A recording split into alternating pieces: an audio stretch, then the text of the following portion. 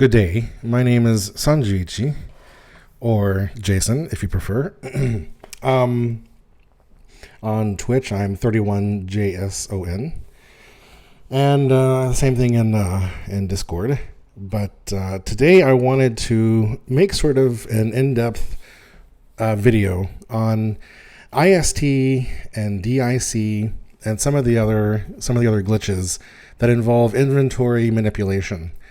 And I want to talk about them in a fairly in-depth way. So recently, Bings and now Limcube have been running the Omega Bow route. And of course, during their run, they don't have time to explain things or explain things in depth. And in the chat, I always see people asking questions about how it works and why does it work, and why do you do the different things, and it's very difficult to explain at that time during a run. And excuse me. And thanks to iTNTPiston for his very hard work. I'm very grateful, personally very grateful to him for creating the tools that he has, both Seller, our routing doc creator system, and this, which you see on screen, is the IST Simulator. And these two tools have allowed me to really enjoy routing Breath of the Wild. So I have my own Hundo EX route that speedrunners absolutely would never run ever, but it's a nice cozy route.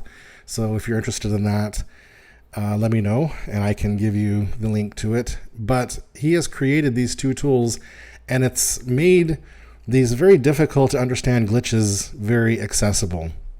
And so I'm grateful for that. And it's been a lot of fun for me personally, coming up with my own setups for things. And that's kind of what I want to try to explain a little bit is how the inner workings of IST and DIC and other things work that causes the effects that you see.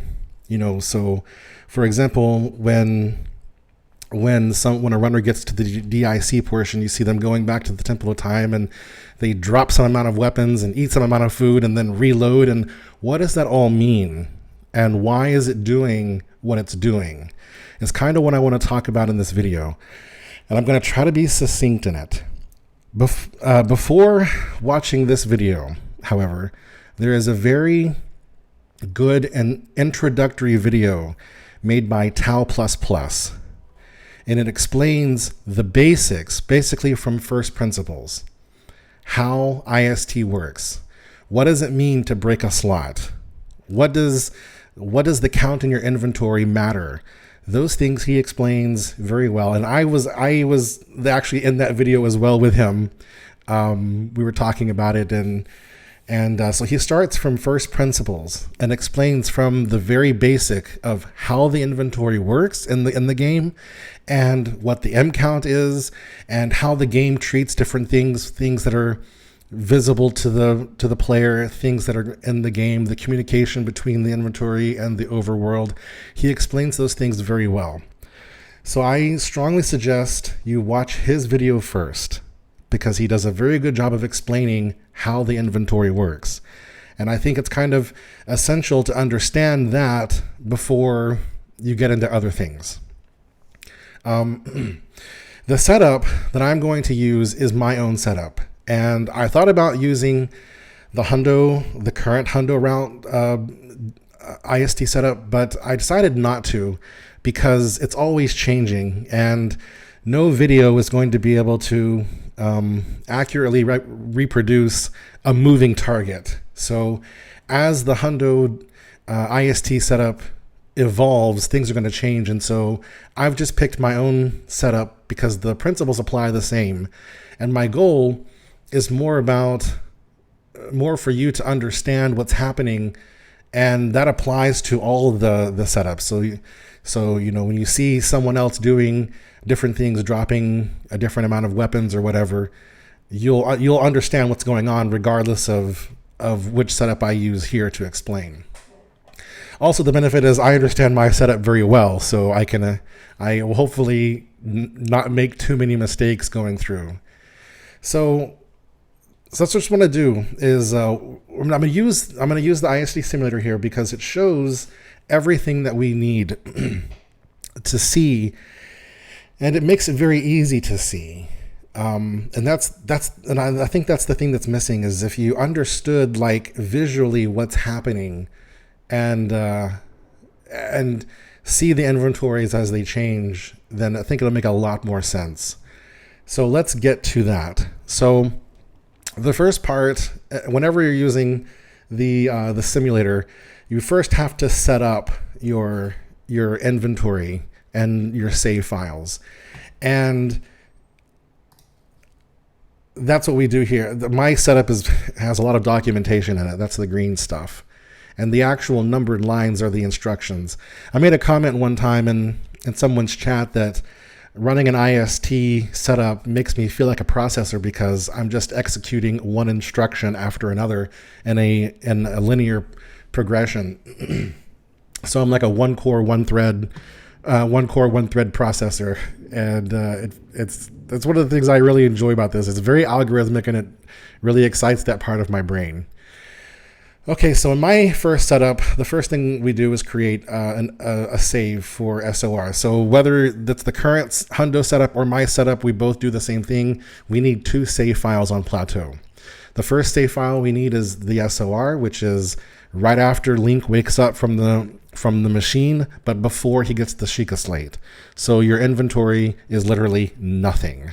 And that's what it is here. You see there's no game data and no visible inventory information. It's blank because that's what that autosave is, but we need to have it. And so the first thing that we do is pick up a slate. And you'll see that both the game data and the visible inventory both have the slate in it. So what's going on here? Tal explains this very well, but basically, so please go watch his video. He explains all this stuff so much better than I'm going to, because I'm going to try to do it quickly. Basically, the game maintains 2 copies of your inventory.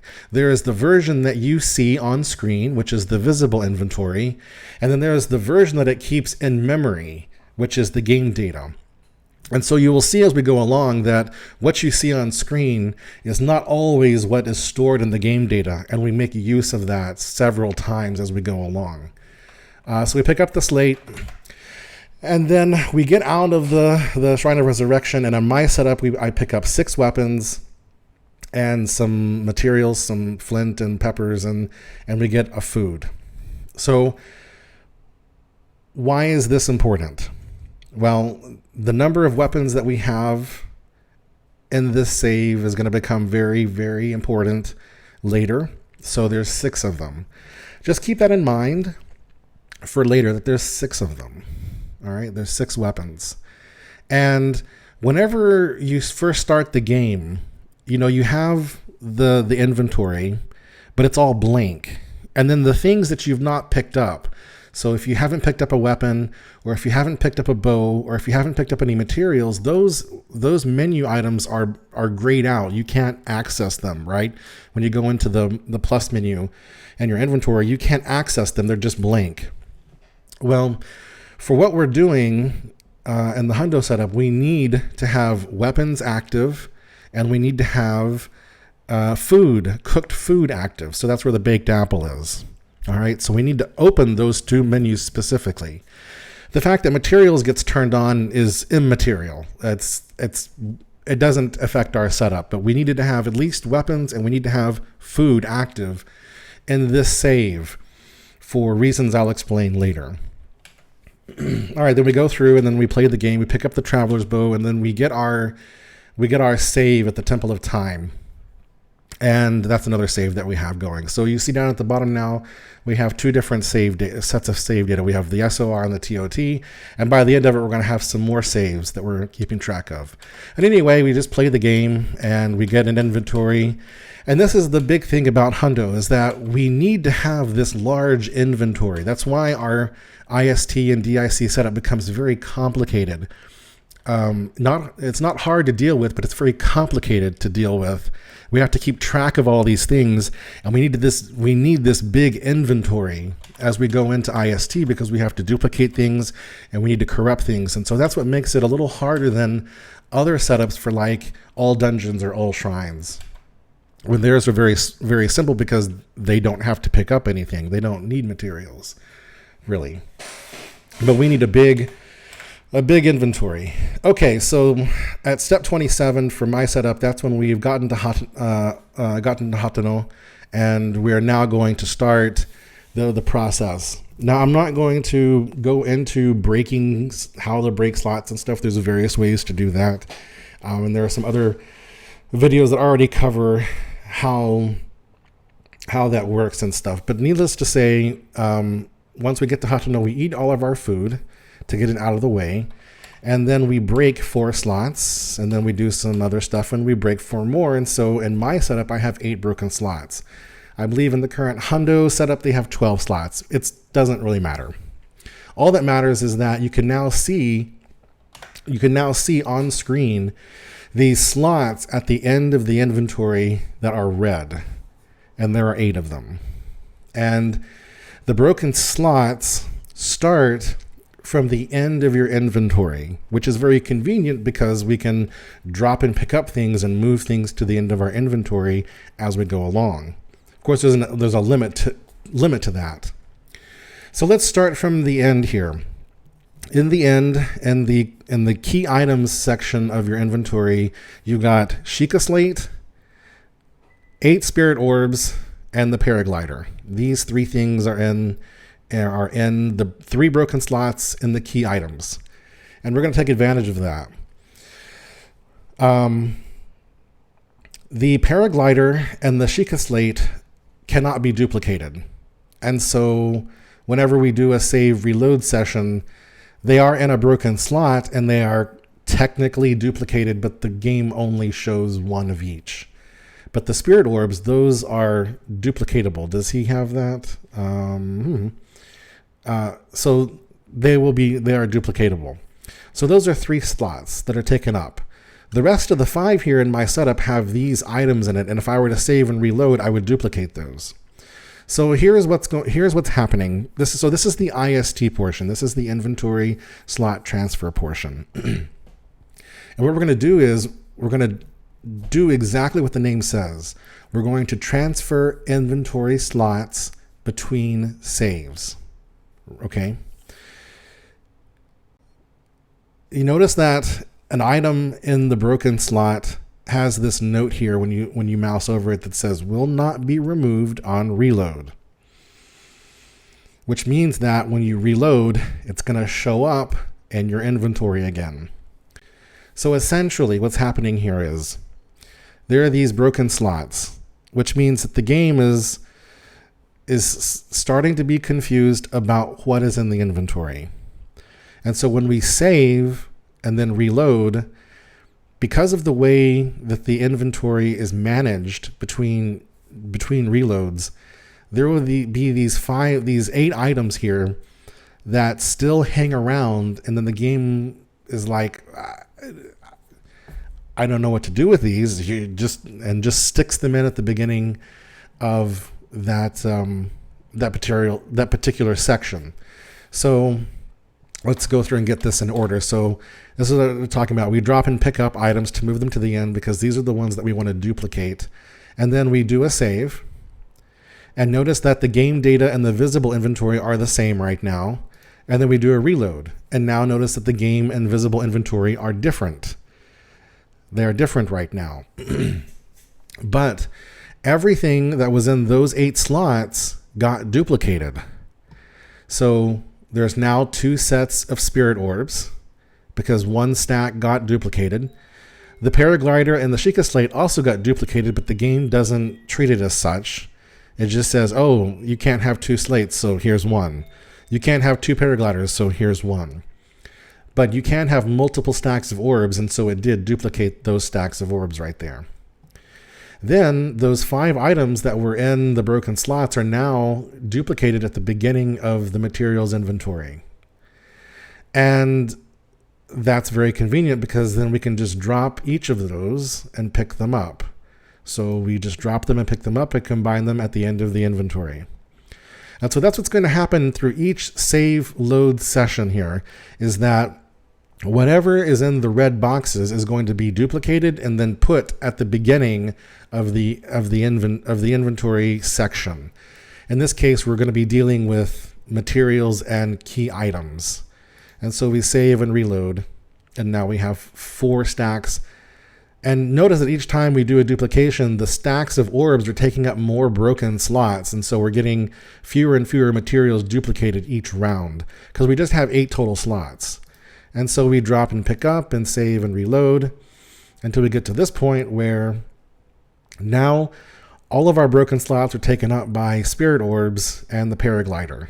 And so we've ceased now to be duplicating any materials, but that's okay, because the next thing to do, notice that we have one set of stack of orbs that is out and not going to be duplicated here. So, well, we're just going to remove it.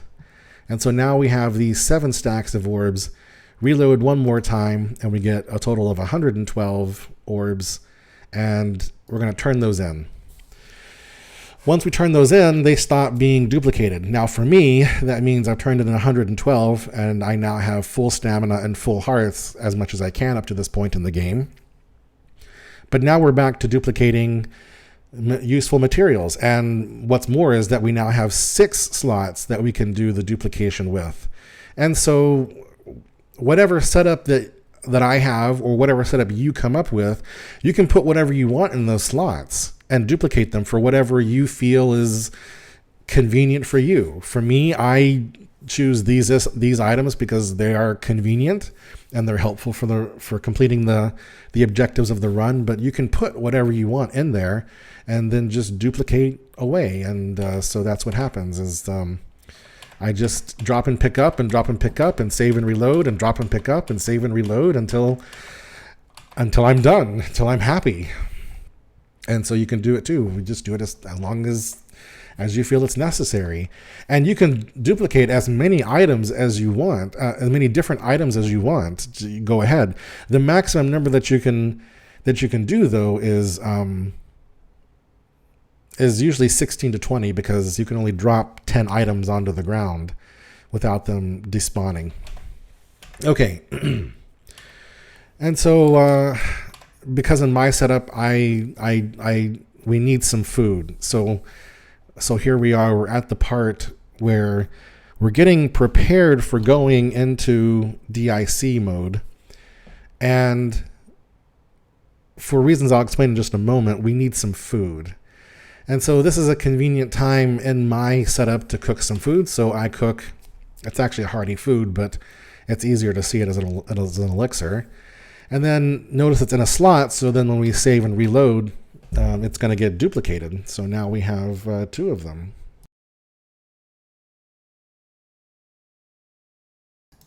And that's good because the way my setup works, I wanted to lose 1 material slot anyway.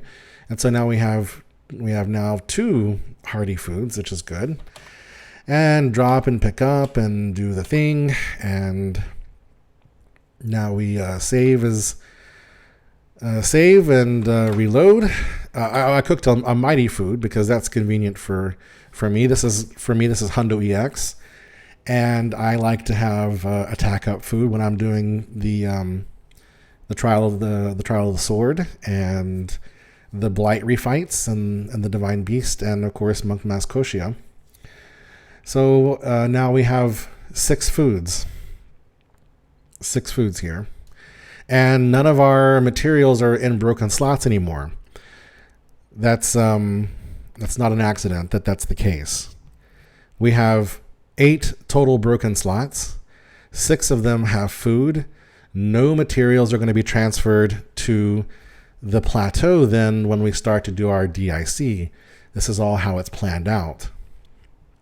Okay. All right, now let me see here. We got some error. I must have screwed something up. Oh, okay, yes, because I changed my setup over to errorless. And so now I don't have any razor shrooms that I need to deal with. So I'll just remove that, and that fixes that. Okay. All right. Now, what's interesting is that while IST portion works on the end of the inventory because the broken slots are at the end of the inventory, DIC, direct inventory corruption, works on the other side. It works on the materials side. And I forgot to take care of the apples, because apparently I have apples. Yes, okay, all right. And so what you'll notice that in a hundo route, that the runner is going to pick up certain items in a certain order. So in this setup, some people, I see that, in the comments or when they're trying it themselves, they get worried because they've picked up some material that's not on the list, and they get very freaked out. Have they screwed something up? No. Theoretically, you can pick up whatever you want across Hyrule. It doesn't matter. You can pick it up. You're just going to have to deal with it later by dropping it out of the way. But there are 7 items, in my case, there are 7 items that must be picked up in order, essentially. There's a little wiggle room except for one of the items. So the 7 items are at the start of the inventory.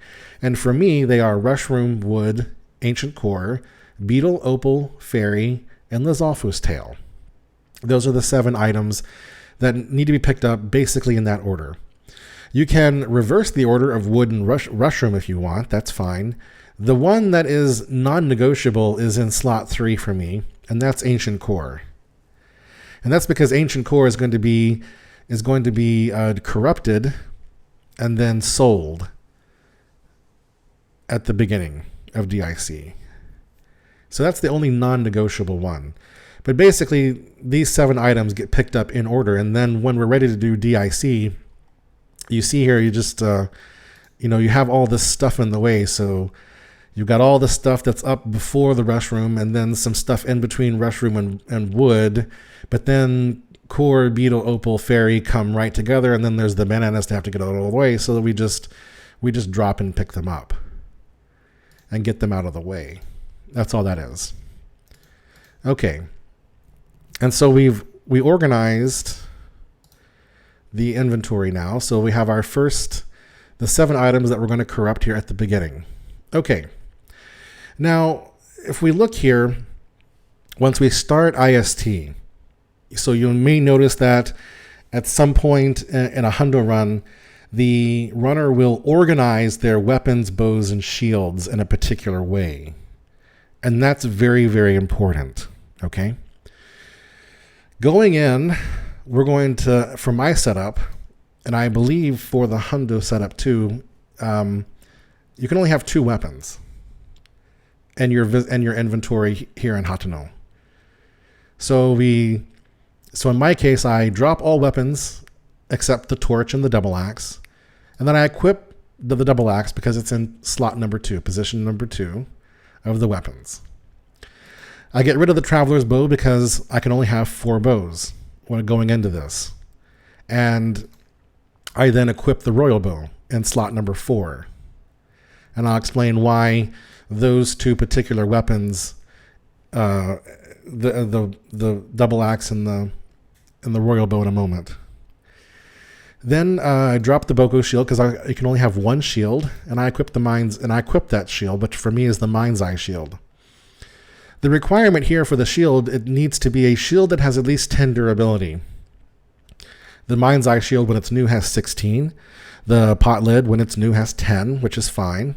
You can pick some other shield, and as long as it has more than 10 durability left, you can use it for this purpose. And I'll explain why in just a moment, why all this is. Okay. And so this is the setup. We have a certain number of weapons, we have a certain number of bows, a certain number of shields, and we have equipped certain of those going into this. Okay, and it will become very clear really quickly why this is. All right. Then we save, and from there we go to reload the Temple of Time. Now, here's the thing. The items that are in the broken slots. So in this case, we have 6 food items, a paraglider, and a slate. They're in the broken slots. Whenever you reload a save, those items are going to be transferred into that save. It doesn't matter that we're reloading to Temple of Time and not reloading back into Hateno again. Whatever is in those slots is going to be transferred from save to save. It doesn't even matter if you're starting a new game. So I could have these 6 items and I could just start a new game and those 6 items will get transferred into that save file in that new game. So that's how people get the Bow of Light out of the Ganon fight and into a new file for New Game Plus, is that they have it in a broken slot and transfer it in to the new save file. So whatever is in these 8 slots is going to get transferred into whatever save that is reloaded. Okay, so that's what's going to happen now. So after making the save here, we're going to switch over to the Temple of Time and we're going to reload into the Temple of Time, and voila, those 6 foods that got transferred in are there. Because we certainly didn't have these hardy foods and these mighty foods when we were at Temple of Time. But also notice we have the slate and the paraglider. So yes, technically now at the Temple of Time, you now have the paraglider. And that was transferred into this save. And you could use it if you wanted to. If you were going to spend any time in the save, which you should not do. You should not go anywhere to generate a new autosave. You should just do what you need to do and get out. But those things are there and you can use them if you wanted to. But here's the thing.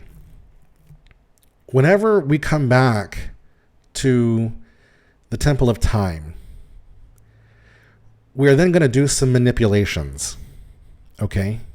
So what exactly are we going to do? Let's step back and look at the Hateno save.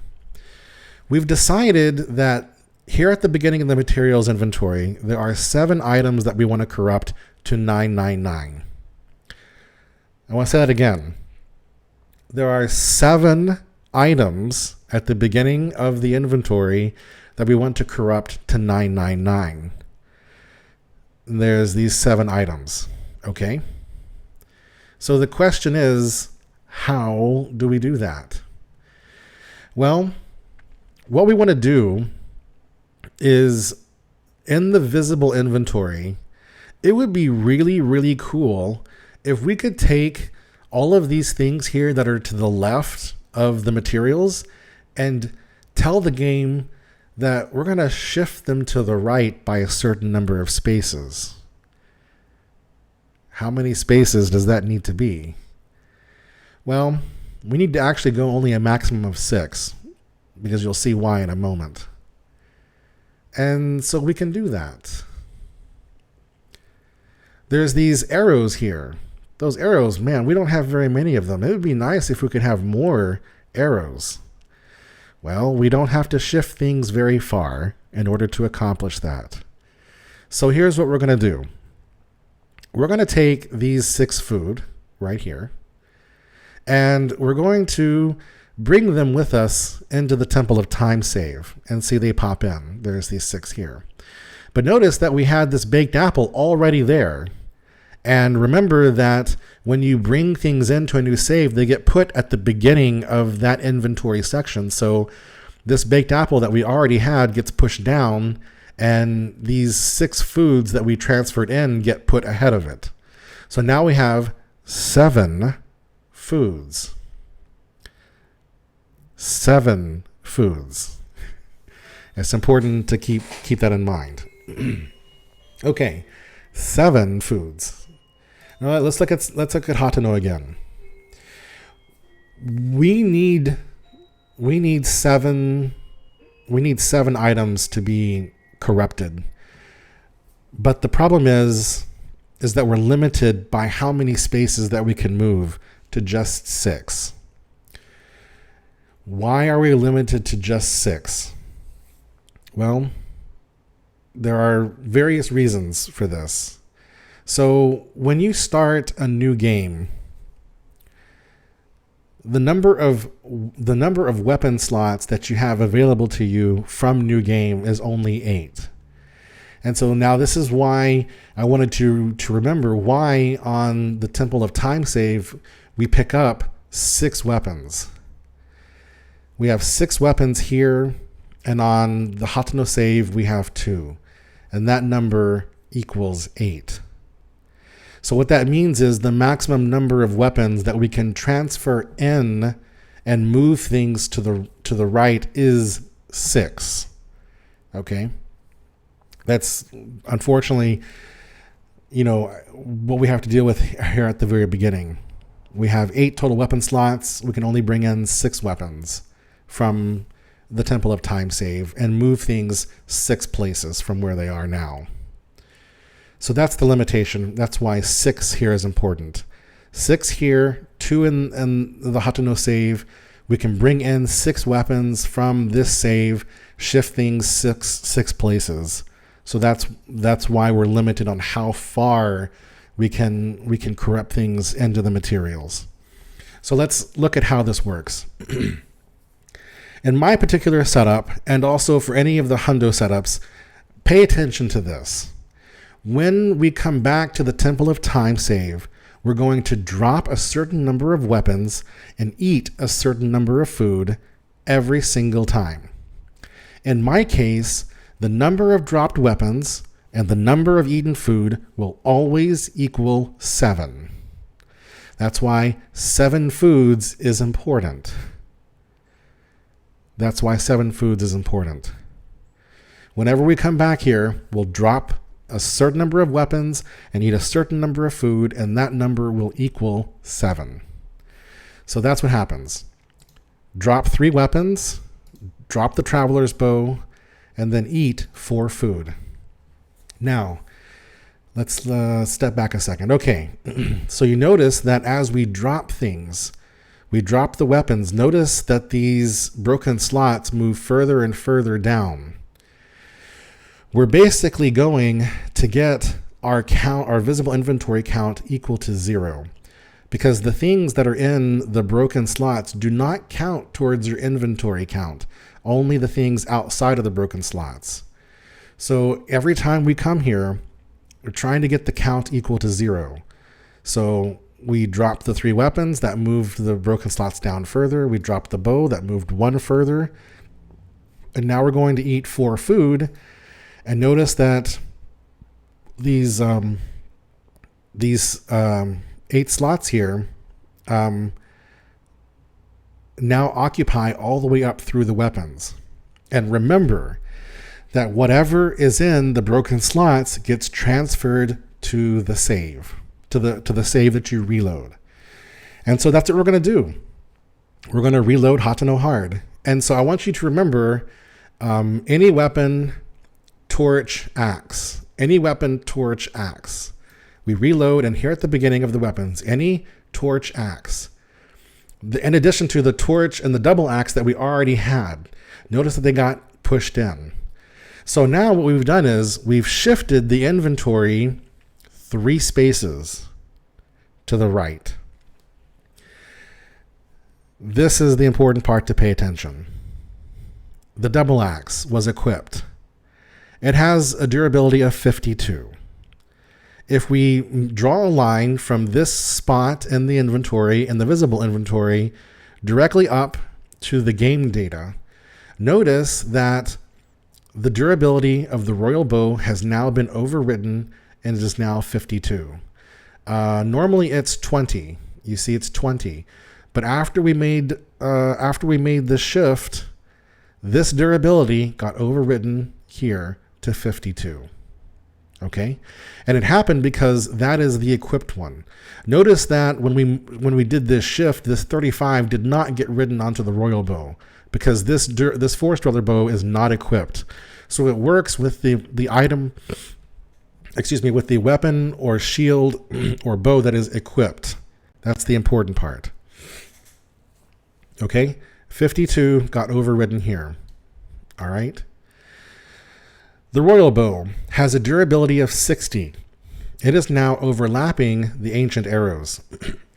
The way the game records durability in the game data is by multiplying the durability by 100.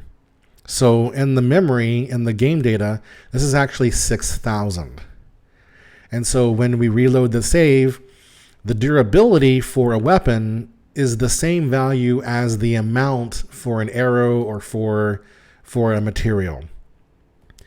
So 6,000 got transferred onto the value for the amount of ancient arrows. So there's now 6,000 ancient arrows because the durability is recorded as 6,000. We see it as 60, but it's actually 6,000 in the game data for complicated reasons. I think Tao explains it in his video. Anyway, because that was the equipped one, that got overridden. Now, the shield of the Mind's Eye. Durability 16, so the game data says durability is 1600. Well, look what happened to the ancient core. It got written to 999. For materials, unlike arrows, for some reason, arrows having more than 999, that's okay for some reason. But for materials, the game is like, no. You can have 999, but that's all. And so even though this value is 1600, the game caps it at 999. And so it was the shield that overwrote the ancient core. And that's how that was corrupted. So that directly corrupted the inventory value. All right, that's DIC. All right, so we've done it one time. We've corrupted the arrows, the ancient arrows, and the core. Good. We're now... So what we don't want to do, though, is we don't want there to be... So notice that the data, the game data, and the visible inventory, they are currently unsynced. They're not synced right now. And that's a very good thing. Because if you look at our visible inventory, nothing looks corrupted, right? We have one core. We have 3 ancient arrows. In reality, probably only 1 or 0 at this point because we've shot them. Okay? We don't want the visible inventory, so we do not want to do anything that causes the game data to sync with the visible data. If we did, that would be bad. We would lose everything that we had, and we'd have these 3 weapons here that we don't need and don't want. What we want is in the game data. That's what we want. We don't care about what's in the visible inventory. So we don't do anything like equip a weapon or sort the inventory or unpause or quick menu. We don't do any of those things that would cause a sync. So immediately after reloading, the next thing we do is save. Because when you make a save, the thing that was saved is not the visible inventory, it's what is in the game data. That is what gets written to the save file.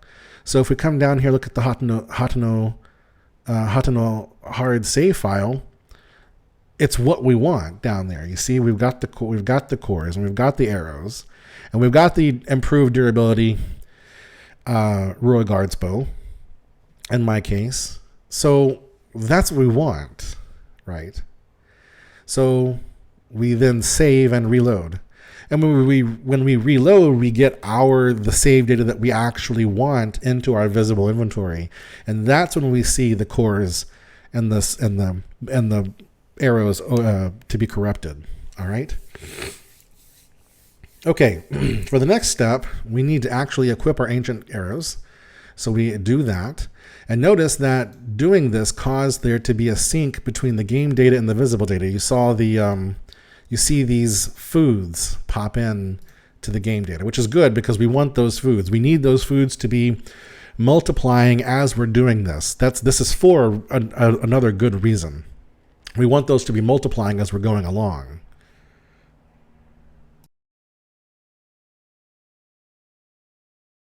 Okay.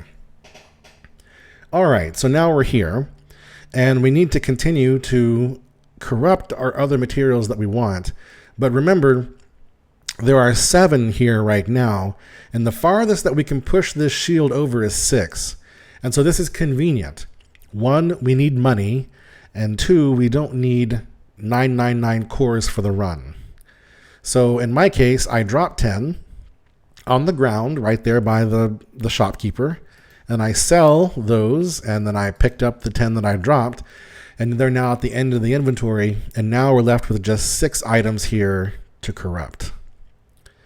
And so that's what we're going to do. We're going to, in a systematic way, we're going to push these weapon bow, shield, arrows over a certain amount to accomplish the goals that we need. And the first one is to push the shield all the way. So we save as hot to know hard because that's what we want. We reload the Temple of Time. Notice the food came back in again, so that's good. Now remember I said that for my setup, when we come back here, we're going to drop a number of weapons and eat a number of food that equals 7. Well, in this case, we're going to push the shield all the way to the right as far as we can. So we're not going to drop any weapons because we want to push 6 spaces to the right. So we're not going to drop any weapons. We are going to drop the Traveler's Bow because you have to do that every time to get out of the way. And then we're going to eat all the food because there are 7 food. We're going to eat all of it. And it goes away, and you see our broken slots now encompass these 6 weapons. We're good to go back. So we reload hot to know hard, and you see those 6 weapons got transferred here at the beginning. 1, 2, 3, 4, 5, 6. So they're all right there. That's great. That pushed everything to the right, 6 spaces. The double axe now overlaps the fire arrows, so we're now corrupted to 5,200 fire arrows, but that's good. Our royal bow has now corrupted the wood, which is good, and the shield of the mind's eye has now corrupted the Lizalfo's tails. All right, now we have to deal with the fairies. Notice that we have 6,000 ancient arrows, but only 4 fairies. Why didn't this do?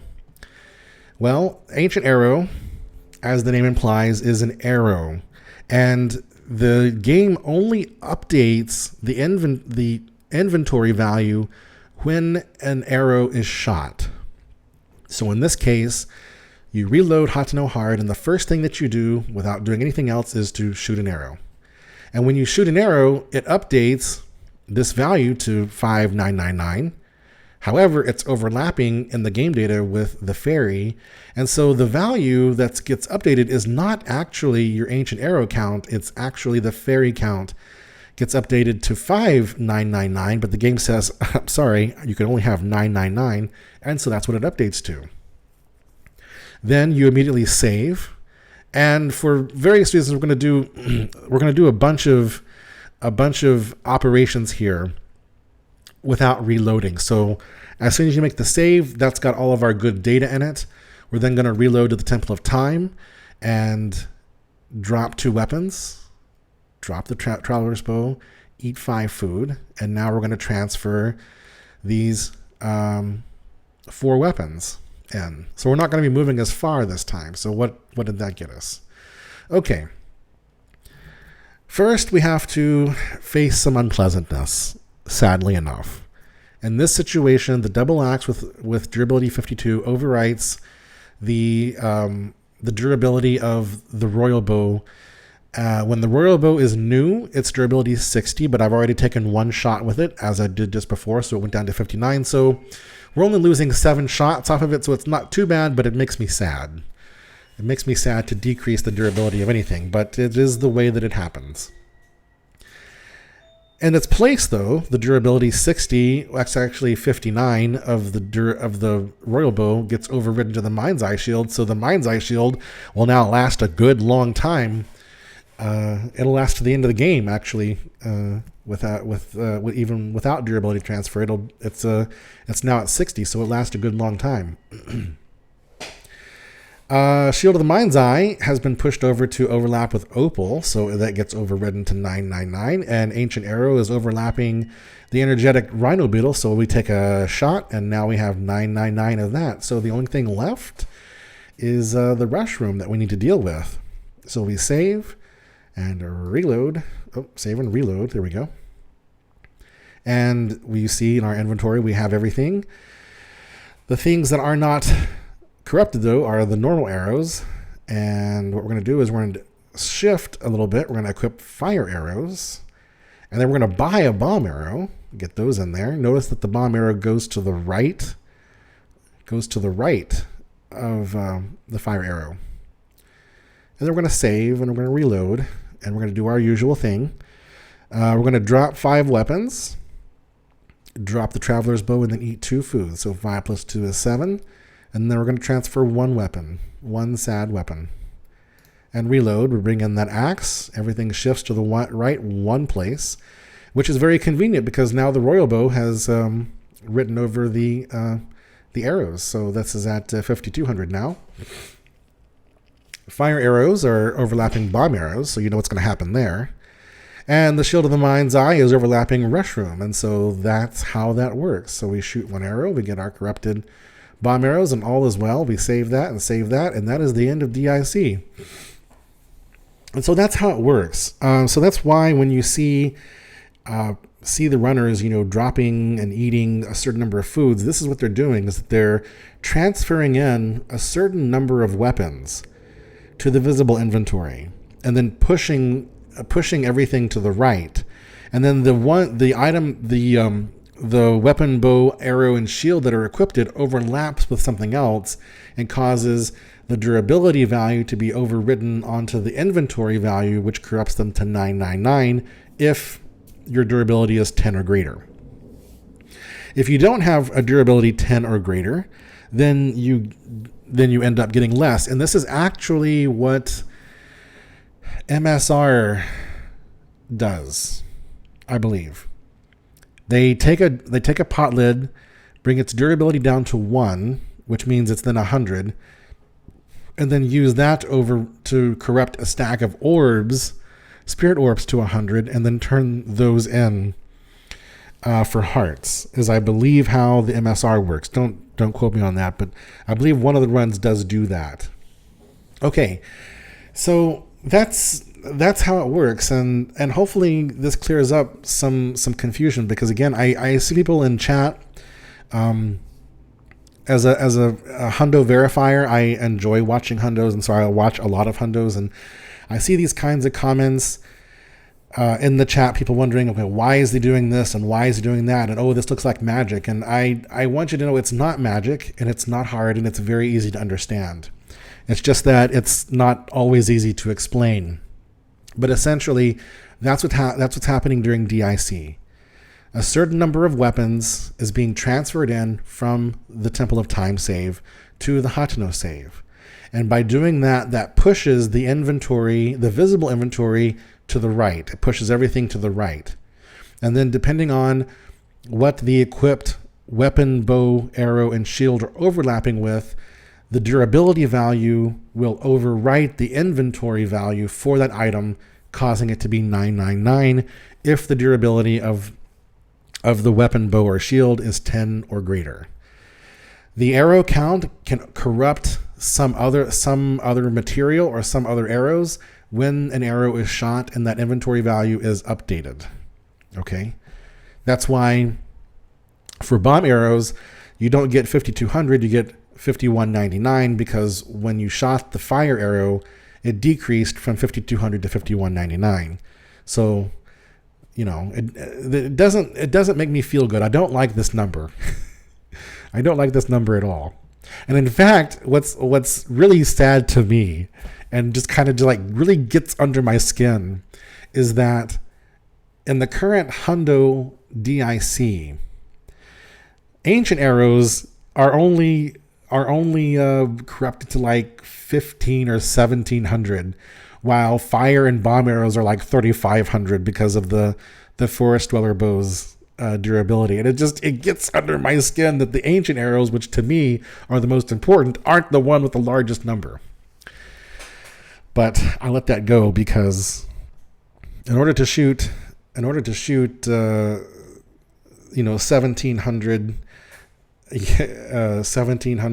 ancient arrows, which you lose a bunch of them when you talk to Robbie.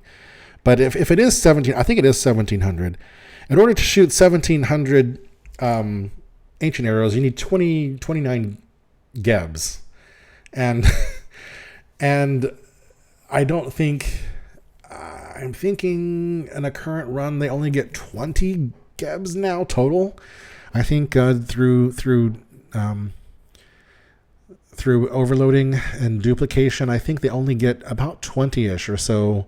So they don't even get enough bows to shoot the number of arrows that they have. So it's just me being me. But so that's how the DIC works. And what's really cool about this is that you can take someone's, so let's say there's some other goal that you have. Like, for example, for a very good example, I'm going to link this video as well.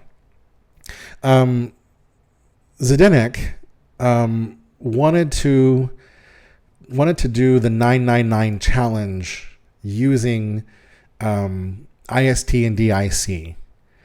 And so Tao helped him come up with a way to do that through DIC. And it's in a really interesting setup. And so, you know, what I'm hoping here is that you've maybe learned from this is, one, how this process happens by moving, you know, shifting the inventory and doing the direct inventory corruption. But also, I want you to know that it's very easy in a way to come up with these setups to accomplish whatever goal that you want. So I'm going to link to Tao's other video that he did with Sean on coming up with this IST and DIC method for doing the 999 challenge. And he walks you through it, and it's a very similar process. And, you know, with Piston's great tool here, you can sit down and just design out whatever setup that you need for whatever goal it is you want to accomplish. And it's been very helpful for Hundo, like I said, because we have to carry this large inventory. And, you know, that's how it works. I will talk just a little bit about Omega Bow, but Omega Bow works very similarly. What ends up happening is that, so this is further down. I'm going to skip all the steps like invalid start tab, because all that's unimportant. But basically, what happens is you through all of this and getting through inventory invalid start tab, and you're able to cook this special meal, this fish skewer, and this fish skewer has a special metadata attached to it because of what it was cooked with. And so it has the value of the let me start over. So like the meal, you know that meals have different properties based on what you cook them with. So because this meal was cooked with 3 roasted Endura carrots, 1 fairy, and 1 high roll bass, it heals a certain number of HP, which is 120, which I think is 12 hearts. I can't remember. But it heals, it has an HP of 120, heals 120. And it has a selling price. So if you were to take this meal to the shop and sell it, it would get you 307 rupees. This is a special sort of information that's going to be transferred. And so you make this fish skewer, and you see here in the simulator, it shows the price of $307, but it's 307 rupees. And then once we make that, we do some other stuff, and and so what we end up doing through some other stuff, and I'm not going to cover, is we end up writing that metadata onto this roasted Endura carrot here through some other stuff, and then it works the same way. We go back into the Temple of Time, and we arrange our inventory in a certain way, and we eat some food. And so you notice that right here, the bow and the meal. This roasted Endura carrot is carrying the information needed to make the omega bow is essentially what's going on here. So through a combination of things here, we're going to get these two things to overlap each other. And so we have our food and we make a save, then we drop the 4 weapons and unequip that, and notice that these two things are, we dropped, sorry, go.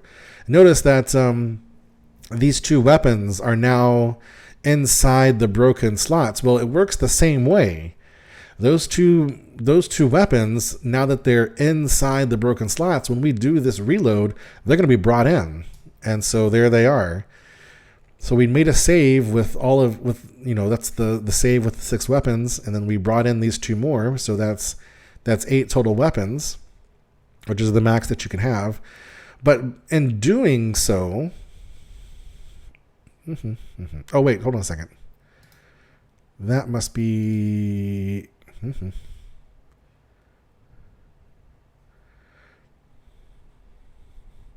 I forgot where it gets. There it is. Okay, there it is.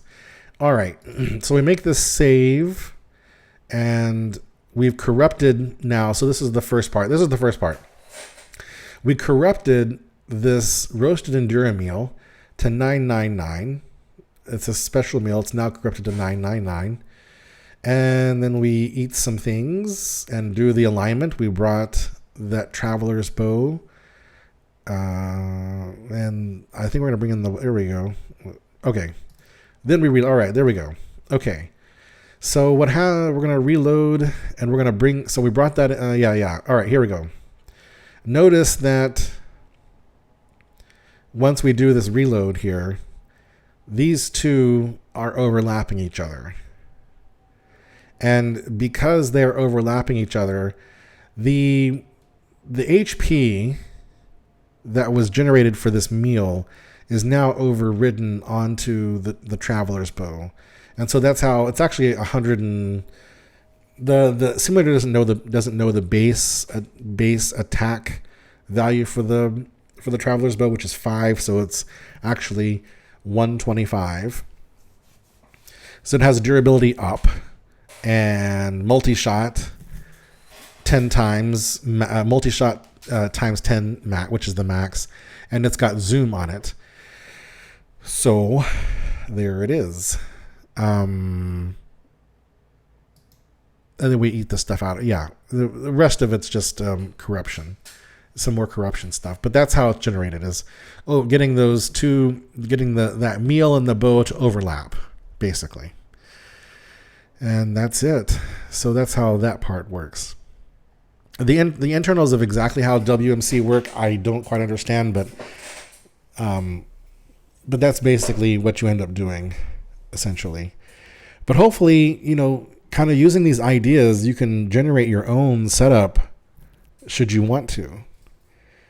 And that's basically what I did here, because the hundo setup, for me, it's important to have Endura food and speed food both corrupted.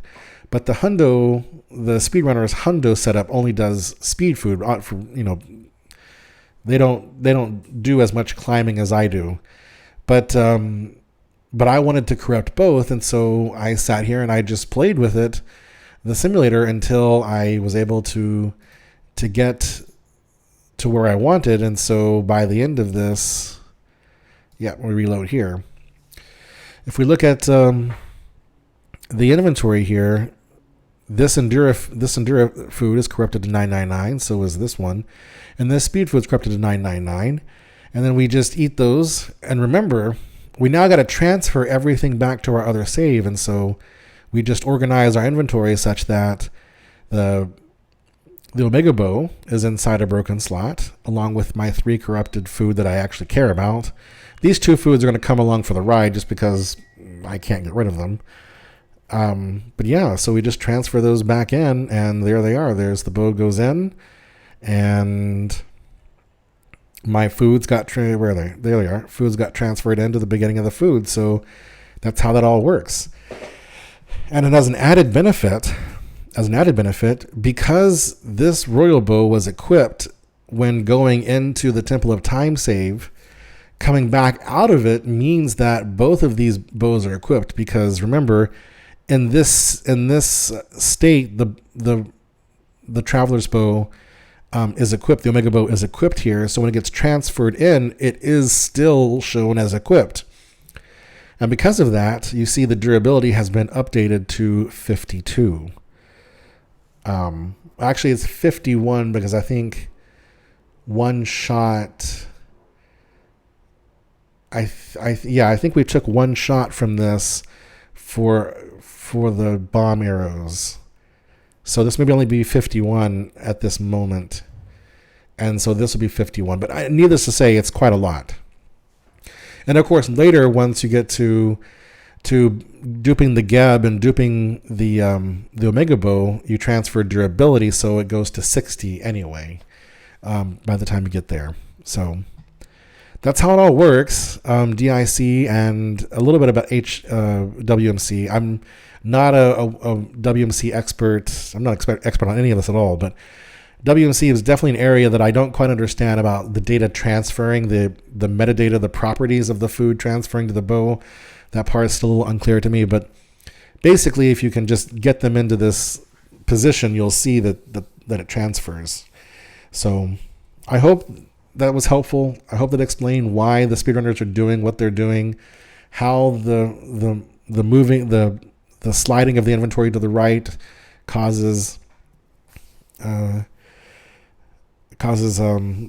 direct inventory corruption. So hopefully that's somewhat helpful for you. So if you have any questions, feel free to leave them in the comments or contact me on Discord or when I'm on stream. Drop by anytime. And thanks for watching.